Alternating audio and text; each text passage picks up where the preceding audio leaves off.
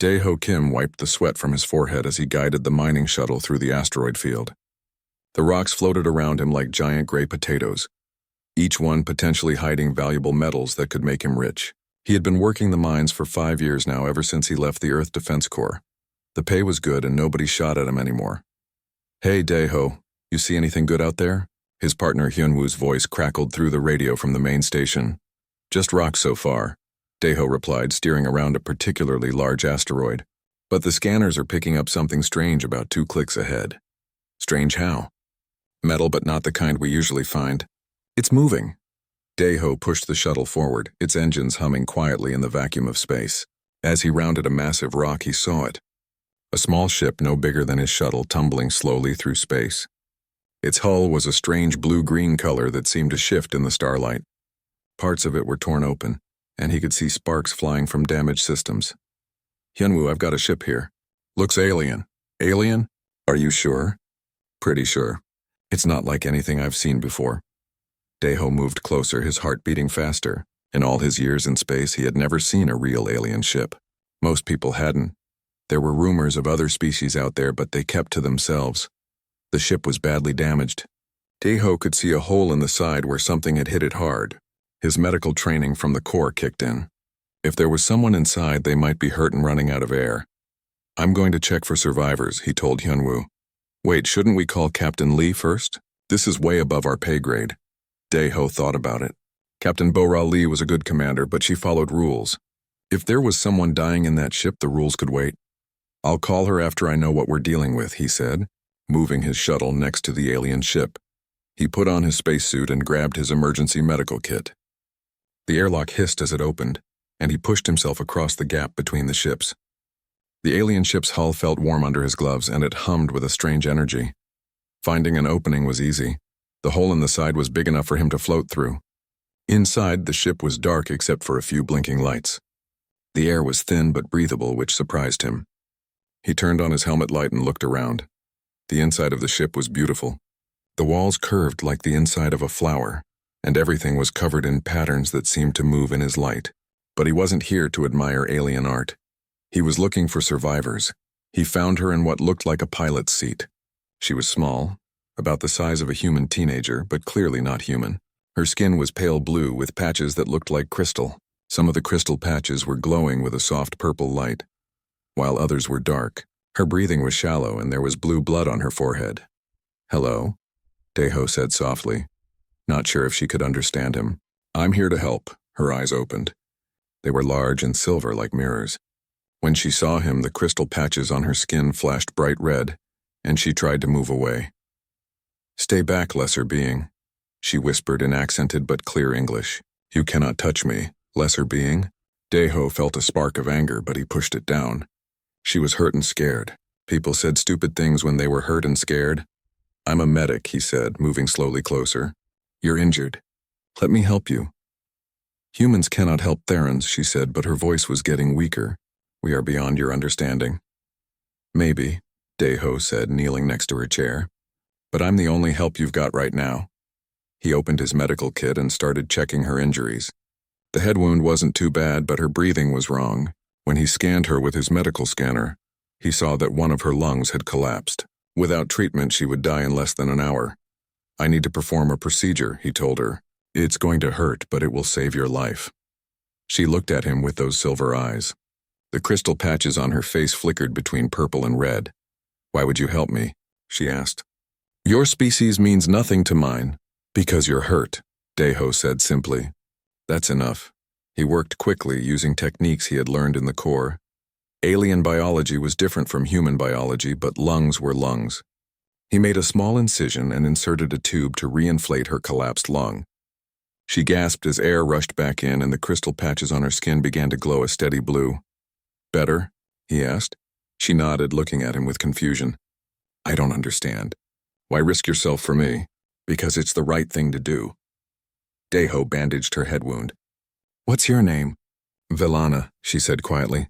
"I was a junior navigator in the Theran Imperial Fleet. I'm Dae-ho.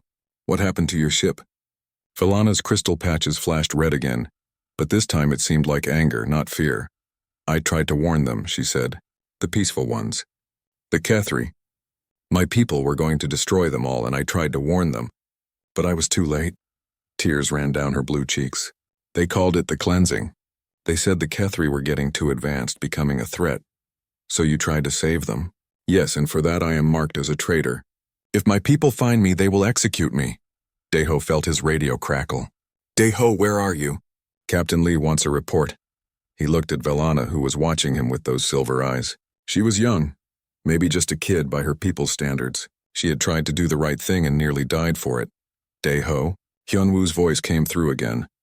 I'm here, Deho said into his radio. I found a survivor, bringing her back to the station. As he helped Velana to her feet, he made a decision that would change everything.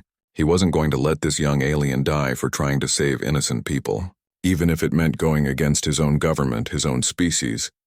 Sometimes doing the right thing meant risking everything. The mining station buzzed with activity as Deho brought Velana aboard. Workers stopped what they were doing to stare at the blue-skinned alien girl. Her crystal patches glowed nervously as dozens of human eyes watched her every move. Captain Bo-Ra Lee was waiting in the docking bay, her arms crossed and her face stern.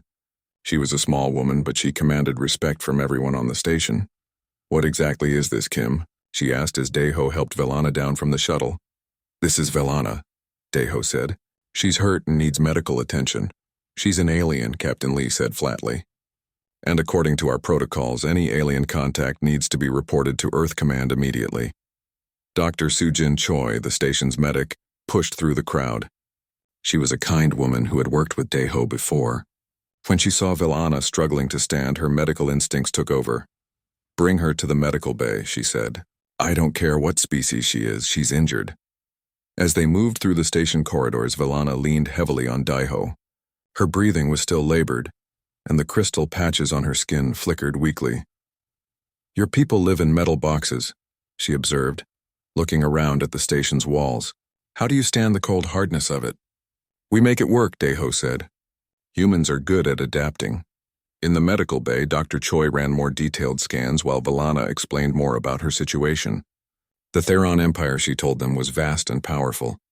They saw themselves as the rightful rulers of the galaxy, and they viewed other species as either useful servants or potential threats. Humans are considered beneath notice, Velana said, as Dr. Choi treated her wounds. Your technology is primitive, your lifespan's short, your body's weak. Most Therans believe you will destroy yourselves before you become relevant. Charming, Hyunwoo muttered from where he stood by the door. But I have seen what you can do, Velana continued, looking at Deho. You saved my life with tools and knowledge my people do not possess.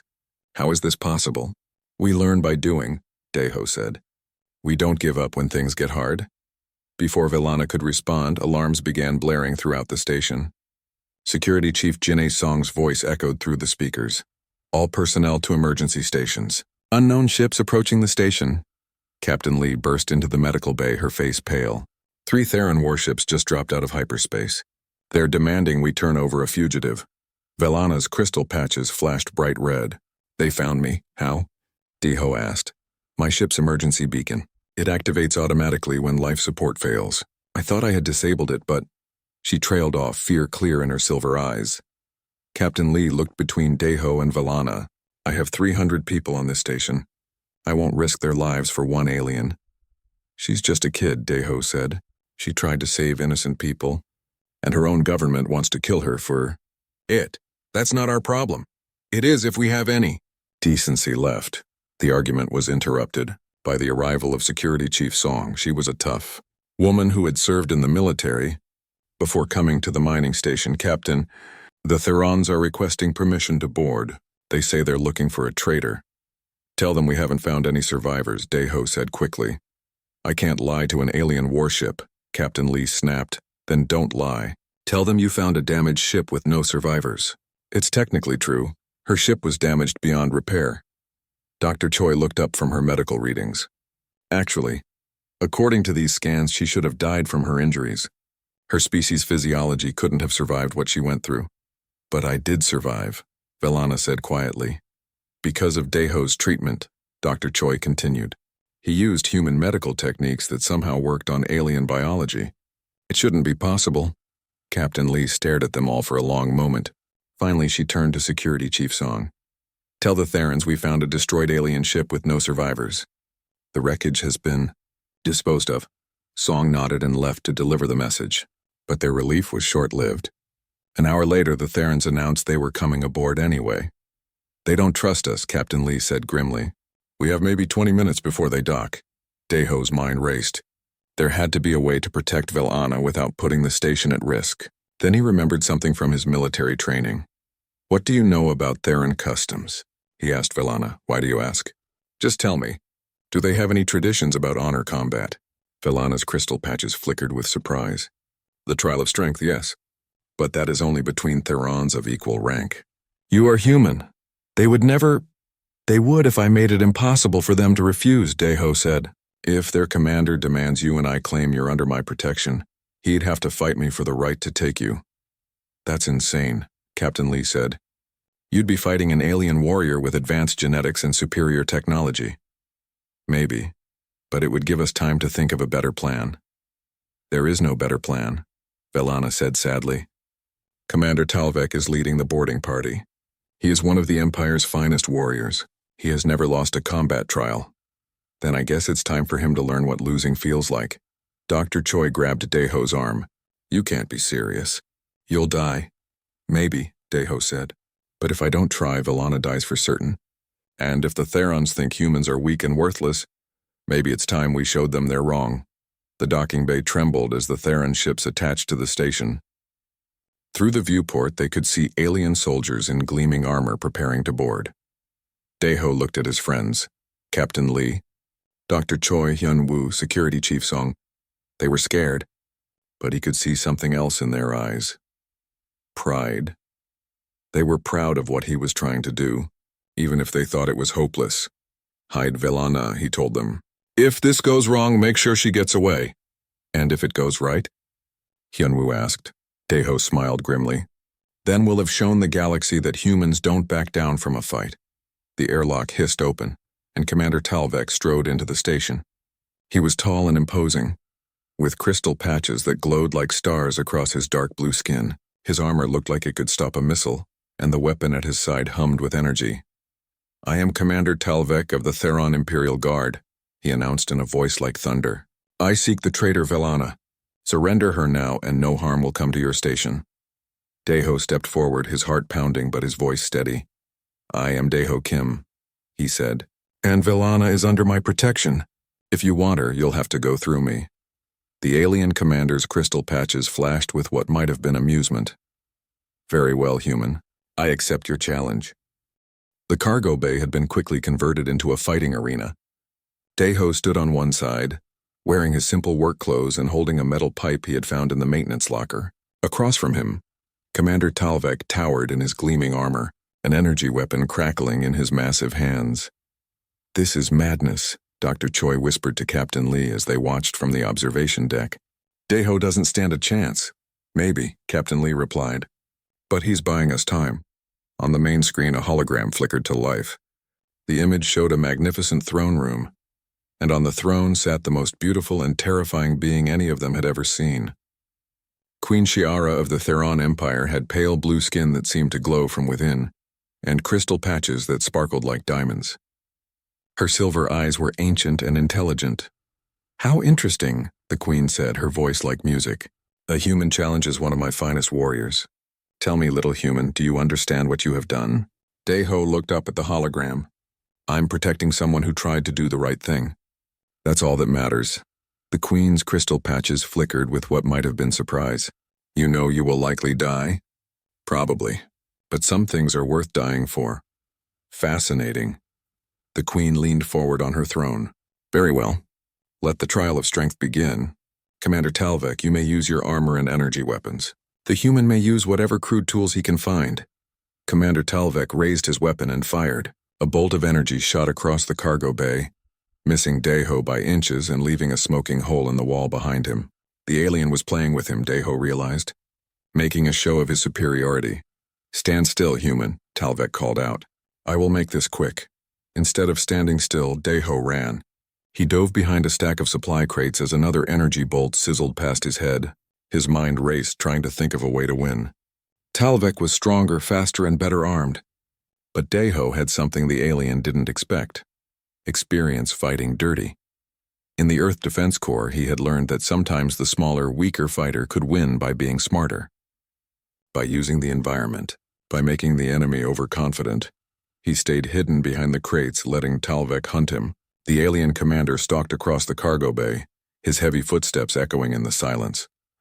"Come out, little human," Talvek taunted. "Face me with honor, honor." Deho smiled grimly. He'd show the alien what human honor looked like. He popped up from behind the crates and threw his metal pipe at Talvek's head. The alien deflected it easily with his armored hand, but the distraction was all Deho needed. He had spotted the cargo bay's gravity controls during his dive for cover. As Talvek fired another energy bolt, Deho rolled across the floor and slammed his fist into the gravity control panel. Suddenly, the artificial gravity in the cargo bay shifted. Instead of pulling down toward the floor, it now pulled toward the sidewall. Talvek, caught off guard, stumbled as his heavy armor dragged him sideways. He crashed into a bulkhead with a sound like a bell being struck. For the first time, he looked confused. "Impossible," he snarled. "You cannot change the laws of physics." "I'm not changing them," Deho said, using the shifted gravity to run up what used to be the wall. "I'm just using them better than you are." He jumped from the wall, aiming for Talvek's back. The alien spun around and caught him in midair, his armored hands crushing down on Deho's ribs. Deho gasped in pain but managed to grab onto the alien's helmet. "Get off me, insect," Talvek roared, trying to shake him loose. Instead of letting go, Deho held on tighter. He had noticed something about the alien's armor. It had cooling vents on the sides of the helmet. Vents that could be blocked. He pressed his hands over the vents and held on as Talvek spun around, trying to throw him off. Within seconds, warning lights began flashing on the alien's armor. The suit was overheating. "What are you doing?" Talvek demanded. "Stopping your armor from breathing," Deho grunted through the pain in his ribs. "Just like you tried to stop Villana from breathing." Talvek slammed backwards into the wall, crushing Deho between his armor and the metal surface. Deho's vision went black for a moment, but he held on. He had to hold on. The alien's armor began smoking. Emergency systems triggered, and suddenly the powered suit shut down completely. Talvek staggered as the weight of his now unpowered armor pulled him down. Deho let go and dropped to the floor, his ribs screaming in pain. But he was still alive, and Talvek was trapped in a suit of armor that had become a prison.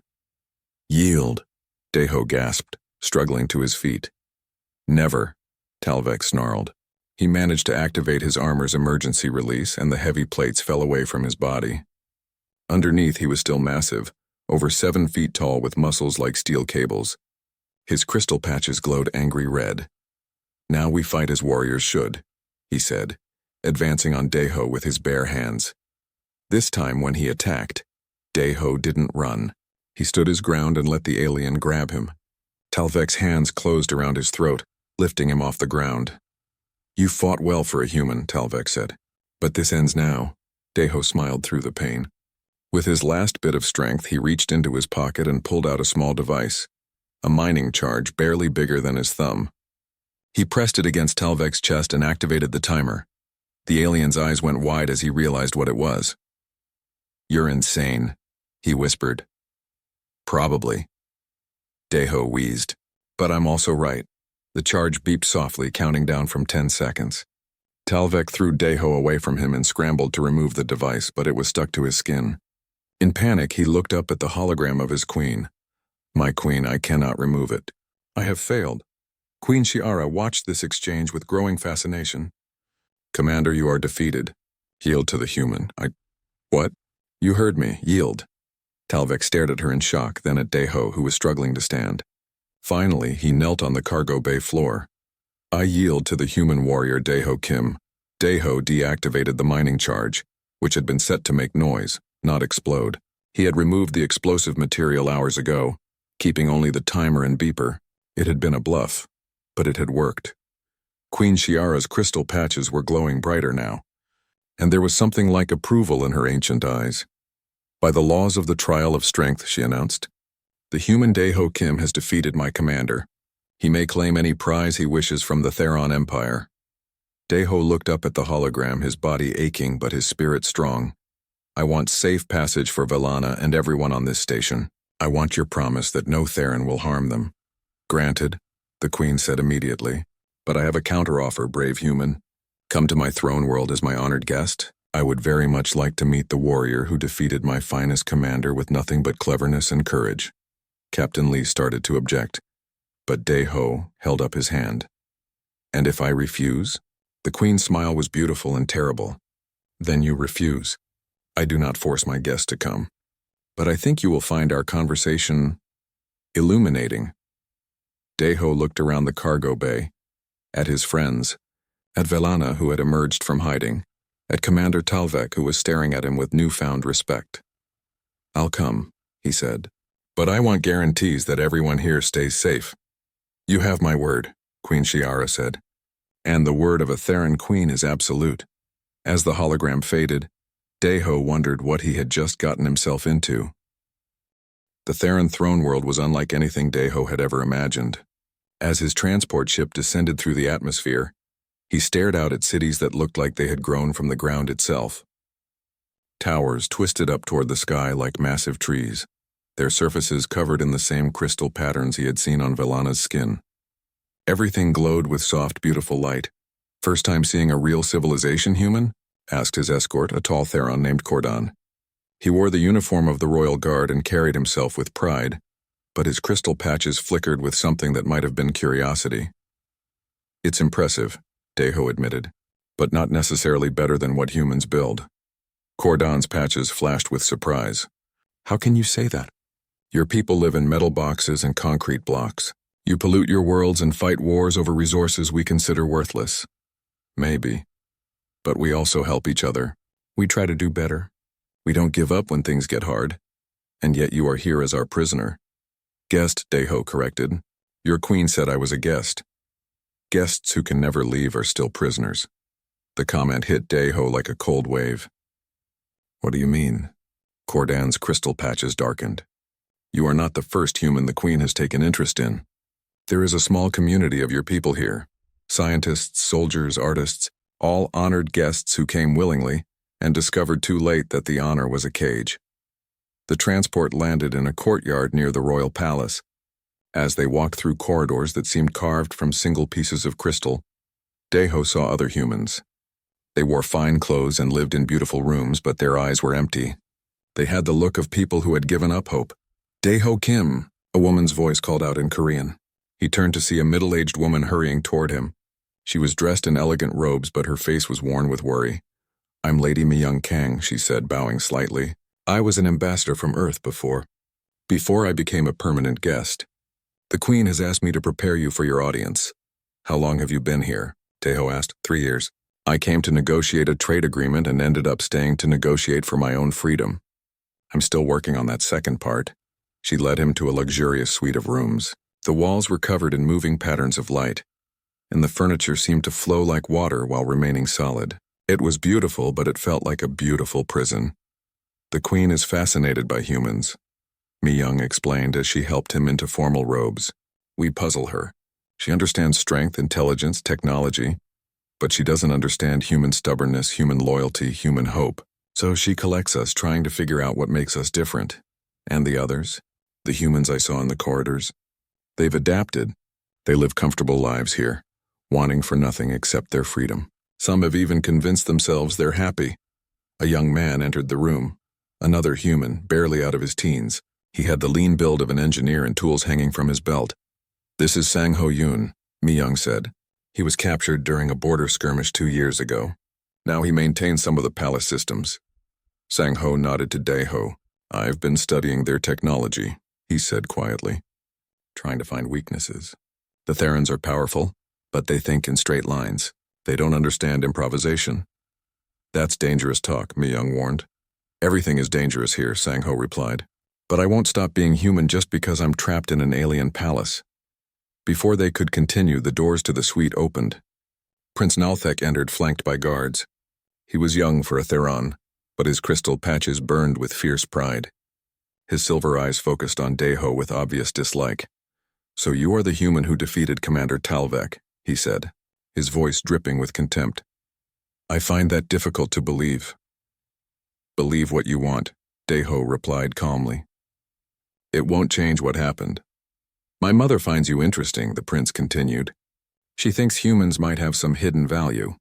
I think you are a disease that will weaken the empire if left unchecked. Your Highness, Mi-young said carefully. Perhaps we should not keep the queen waiting. Prince Nalthek's crystal patches flashed angry red, but he stepped aside. Indeed, my mother is eager to begin her examination. The throne room was vast, its ceiling lost in shadows high above. Queen Shiara sat on a throne that seemed carved from starlight, her crystal patches creating a constellation across her pale blue skin. She was even more beautiful in person, but there was something cold and calculating in her silver eyes. Daeho Kim, she said, her voice echoing in the chamber. Approach. Daeho walked forward, ignoring the dozens of Theron nobles who watched him like he was a laboratory specimen. When he reached the base of the throne, he did not kneel. Your Majesty, he said simply. The queen's crystal patches flickered with amusement. No bow? No gesture of respect? I respect courage and honor, Daeho replied. I'll show you the same respect you show me.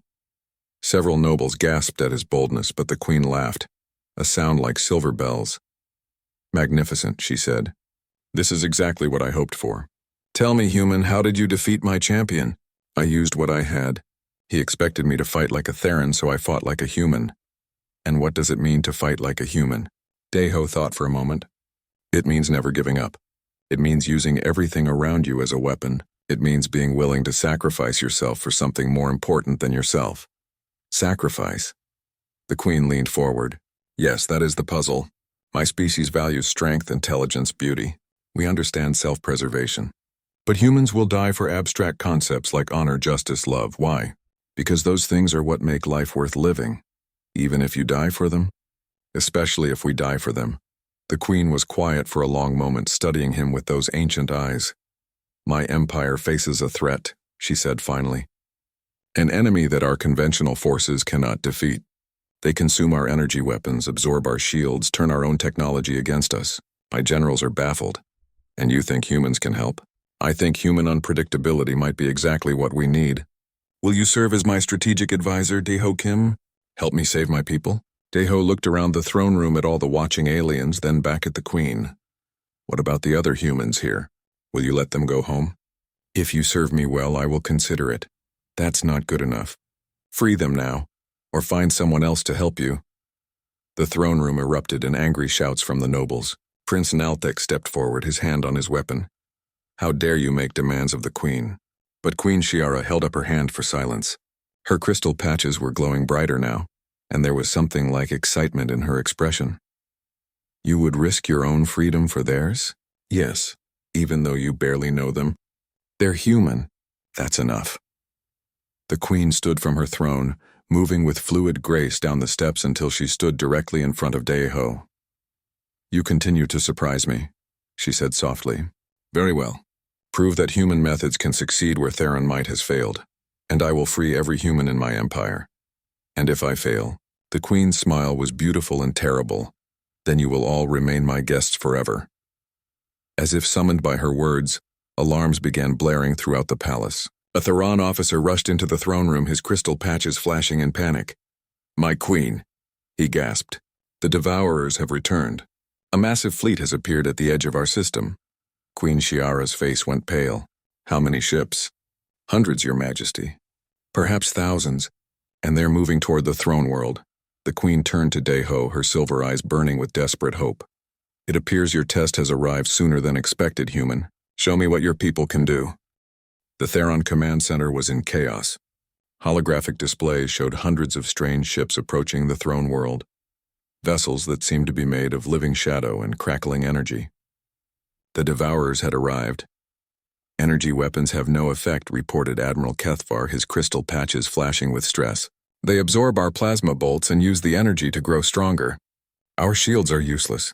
They pass right through them. Queen Shiara stood at the center of the room, her beautiful face tense with worry. Around her, the greatest military minds of the Theron Empire struggled to find a solution to an impossible problem. What about kinetic weapons? Suggested General Mordan. We phased those out centuries ago, the Admiral replied. Too primitive, too inefficient? Primitive, Daeho said quietly. Everyone turned to look at him. You keep using that word. Maybe it's time you learned what primitive really means. You have a plan, human? Prince Naltek asked, his voice filled with doubt. Maybe, but first I need to see one of these devourer ships up close, and I need to talk to every human on this world. Within an hour, Daeho found himself aboard a Theron scout ship, watching a devourer vessel through the viewport. The alien ship was horrifying, a writhing mass of dark energy that seemed to hurt the eyes to look at directly. As he watched, it absorbed an entire Theron battleship, breaking it down into component atoms and adding its mass to itself. They're not really ships, he realized. They're living creatures, energy beings that feed on complex technology. How does that help us? Asked Cordan, who was piloting the scout ship. Everything that lives can die, Daeho said. We just need to figure out how to kill something made of energy. Back on the throne world, Daeho gathered all the humans in the palace. There were 23 of them, scientists, soldiers, engineers, artists, and even a chef. Lady Myung had organized them in the main dining hall. Listen carefully, Daeho told them. I think I know how to fight these things, but I need your help. More importantly, this might be our only chance to earn our freedom. A gruff-looking man in his 50s raised his hand. I'm Admiral Won-Sik Lim, formerly of the Earth Defense Fleet. I was captured 6 months ago. What do you need? Tell me about kinetic weapons. Old-fashioned bullets, missiles, railguns, things that hit hard instead of burning hot. The Therans don't use them anymore, Admiral Lim said. But I remember seeing some in their military museums. Ancient weapons from when they were still planet-bound. Young Sang-ho stepped forward. I can modify their manufacturing systems to produce kinetic weapons. It won't be easy. Their technology is designed around energy manipulation, but it's possible. What about explosives? Asked another human, a woman who looked like she had military training. I'm Colonel Park Jin-soo, she said. Chemical explosives might work if these devourers can't absorb kinetic force. Daeho smiled. Now you're thinking like humans. Myung, I need you to convince the Queen to give us access to their factories and shipyards. Tell her it's our only chance. She'll want to know what you're planning. I'm planning to show the galaxy what humans do best. We improvise, we adapt, and we never give up. The next few hours were a whirlwind of activity. Human engineers worked alongside confused Theran technicians to retrofit ancient kinetic weapons designs onto modern ships. In the palace workshops, they built crude but effective explosives using materials the Therans considered worthless. Queen Shi'ara found Daeho in one of the workshops, covered in grease and working on what looked like a giant slingshot. This is your master plan? She asked, her crystal patches flickering with doubt. Throwing rocks at energy beings? Not rocks, Daeho said, not looking up from his work. Metal slugs at significant fractions of light speed. Sometimes the old ways are the best ways. And if you're wrong, if this doesn't work, Daeho finally looked at her. Then we'll try something else. That's what humans do. We keep trying until something works.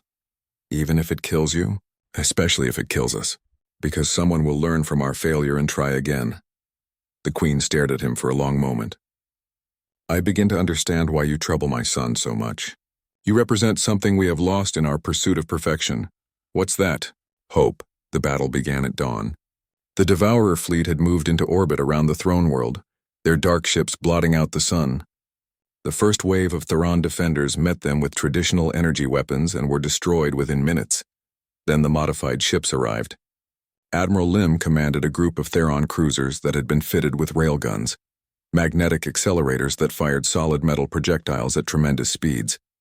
The first salvo caught the Devourers completely off guard. Direct hit, shouted Colonel Park from her command ship. The kinetic rounds are passing right through their energy fields. The Devourers reacted quickly, trying to adapt to this new threat. But for every adaptation they made, the humans had a counter-adaptation ready. When the Devourers learned to deflect railgun rounds, Sang-ho deployed ships firing explosive harpoons. When they started absorbing the explosive chemicals, other humans launched clouds of simple metal fragments that tore through their energy matrices like bullets through fog. Impossible, Prince Naltek muttered as he watched the battle displays. How are primitive weapons succeeding where our advanced technology failed? Because sometimes the best solution is the simplest one, Daeho replied. He was coordinating the human fleet from the palace command center, using tactics that confused and frustrated the highly logical Theron military computers. The turning point came when young Taimin Han, barely 16 years old, made a crucial observation. The Devourers communicate through energy pulses, he told Daeho over the communication system. If we could disrupt those pulses, with what? Daeho asked. Static. Radio noise.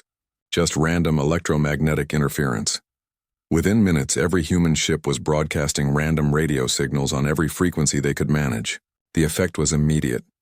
The Devourer fleet began to lose coordination, their ships bumping into each other as their communication network dissolved into chaos. Now, Daeho shouted.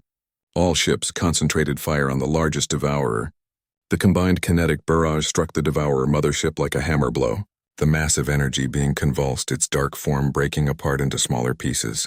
As it died, the other Devourers seemed to lose heart. One by one, they began retreating into hyperspace. The throne room erupted in cheers as the last Devourer ship disappeared. Queen Shiara stood at the center of it all, staring at the tactical displays in amazement. They're gone, she whispered. The Devourers are actually gone. Daeho walked up to her, still covered in grease and sweat from the battle. We kept our part of the bargain, he said. Now keep yours. The queen looked at him, then at all the humans who had made the victory possible. Her crystal patches glowed with something that might have been respect. You have shown me something I thought impossible, she said. Primitive technology defeating advanced science. Chaos overcoming order. Hope triumphing over despair. She stood and addressed the entire room, her voice carrying to every corner of the throne world through the communication system. By royal decree, all humans in the Theron Empire are free to leave. Ships will be provided for their journey home, along with payment for their services to the Empire. The humans in the room cheered, but Daeho remained quiet. What about Velana? He asked. Is she still considered a traitor? The queen's expression softened. Velana has been pardoned. Her actions, like yours, have shown us that sometimes breaking the rules is the right thing to do. And future relations between humans and Therans? Will be as equals, the queen said firmly. Today, humans saved the Theron Empire. We will not forget that debt. As the celebration continued around them, Queen Shiara moved closer to Daeho. When she spoke, her voice was soft enough that only he could hear. You could stay, she said, not as a prisoner, but as a partner. Help me rebuild the empire with human wisdom. Daeho looked at her, this beautiful, powerful alien queen who ruled 1,000 worlds. For a moment he was tempted. But then he thought of the mining station, of his friends, of the vast human space that was still exploring and growing and learning. I'm honored, he said, but my place is with my own people. We have a lot of growing to do. The queen nodded, though her crystal patches dimmed with what might have been disappointment. I understand, but know that you will always be welcome here. Daeho Kim, you have shown us that there is strength in kindness, wisdom in chaos, and hope in the impossible. 3 days later, Daeho stood on the bridge of a human transport ship, watching the Theron throne world shrink in the distance. Around him, 23 other humans were finally going home. Think we'll see them again? Asked Admiral Lim. Probably, Daeho replied. But next time it'll be as friends instead of prisoners. Velana appeared beside him at the viewport. She had chosen to come with them, wanting to serve as an ambassador between their peoples. You could have stayed, she said. The queen would have given you anything you wanted. I already have everything I want, Daeho replied. The freedom to choose my own path, friends who trust me, and the knowledge that sometimes doing the right thing really does make a difference. As the ship jumped to hyperspace, carrying them back toward human,